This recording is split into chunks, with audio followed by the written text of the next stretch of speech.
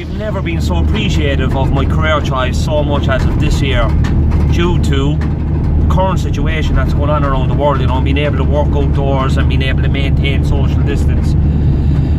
You know, being a gardener is very, very refreshing, you know, that I can go to work every day and I don't have to like meet these certain criteria in terms of like that I'm working indoors, and that, you know, if someone came into a workplace ill, that I could catch it or any of that, you know. So it's very refreshing this year, being out in the fresh air, good healthy job, and when you go home at night then, you know, you sleep like a log. And you know, being a gardener, there's great perks to it as well. Now, I'm in Crosshaven in Cork County today, and I'm down by Cork, the Cork Yacht Club, and I just popped that clip in at the start of the video. That's where that is. So it's Crosshaven, Ireland, and what a beautiful place, what a beautiful autumn day. But anyway, this video today is in regards to people cutting corners in life and in business. Now, a quick question you could ask yourself is, would you work for you? That means, oh, if you're an employer, would you work for you as a boss? So that's a good question to ask yourself. Now, if you're thinking of employing people and you have a certain philosophy and you have a certain ethos throughout your business, you know, and the way the way you act around your clients, maybe how you treat people in general, your mannerisms, your behaviours, would you work for you? So that's a quick question you can ask yourself. And again, you know, would you hire you? Then if you were a client, so if you put yourself in a client's shoes now and look at you through the lens of a client, would you hire you as a, you know, a responsible person, small business owner that's going to do a correct job, you know, that you're going to be fair and that you're going to do the job correctly and that you're going to do, you know, everything that you've agreed to, your terms and conditions, everything that says about you, that you describe yourself as when you advertise, can you fulfill those requests of the client? Because I was listening to a story there recently, and I listened to a lot of motivational talks now, and one guy in particular, Les Brown. And this guy, he's a business philosopher and a business motivational speaker, and he was describing how there was this guy working for a building company, so a building firm, and he was a subcontractor, and they would sub all their houses out to him, and this guy would hire in other subcontractors and whatnot, like, you know. So he was running the contracts and he was known to cut corners. So after 20 years of cutting corners, he retired. He put in his notice that he was going to retire in this season or this year, just say for instance, this year. So he was going to retire this year, and the company turned around and said, look, just say his name is Barry. Now, Barry, we have one more project for you to do, and if you do this project for us, then you can retire.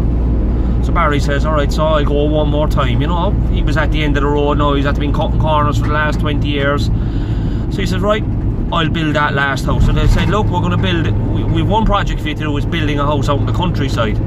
So he went out and he rushed this one now, the same as he did the other ones out. He rushed it up, he cut all the corners, maybe he didn't insulate properly or plaster properly, or maybe he didn't even, you know, do the block work properly, the plumbing, the electrical work, whatever. And at the end of the job, he came back and he said, right, the project is finished. And the building firm turned around and said, right, Barry, this is a gift from us to you. Here are the keys of the property. So the motto of the story is, don't cut corners in life, because it will come back to bite you. And what was he going to say? No, I don't want it because, you know, I cut corners in this house, like, it wasn't insulated correctly or anything. So there's a saying out there, whatever you lay your hands upon, do with all your might. And that's in regards to any profession, you know. If you're a solicitor, if you're an IT, you know, don't be cutting corners, you know, give it 100%. And even in life and in fitness, even with your health, you know, people don't realise like that the impact and the weight that's put on you if you cut corners with your health down the road, like just say for instance, oh, I take up smoking today, I don't smoke, but I take up smoking today, this will leave a catastrophical implementation on my health down the road, you know. In 10 years time, where's that gonna lead me? And that's what I always think about when I begin anything. You know, if you begin anything in fitness, or if you begin anything, where will this lead me in 10 years time? Where am I going to end up with this? So that's a good little question you can ask yourself as well if you're in business, if you begin a project, or you begin working for someone, or whatever. Where will I end up in 10 years time? You'll either end up in a destination that is designed, or an undesigned destination. So you need to be very careful in regards to the steps that you take in life. So guys, I just wanted to pop in now with that little segment. If you want to leave your comments in the description below, I would be very happy about that. And also, I'm going to leave the link for my book in the description as well. I've wrote a book. It's called The Pain Before the Game, and there's a lot of motivational theory in it. And it would be great. I'm just on the roundabout there, no, my apologies. But there would be a lot of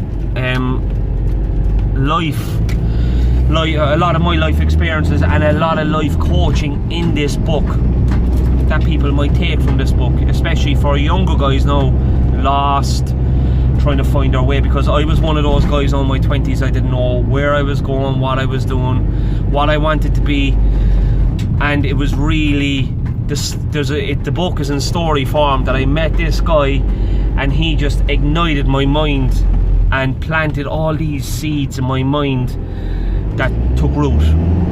So he gave me the seed. No, sorry, he gave me the water. I had the seed already there, but he just gave me the water and sprinkled the water on my seed, and off I went. And I've never looked back ever since. So guys, if you want to hit the like button and subscribe, and I'll catch you on the next one.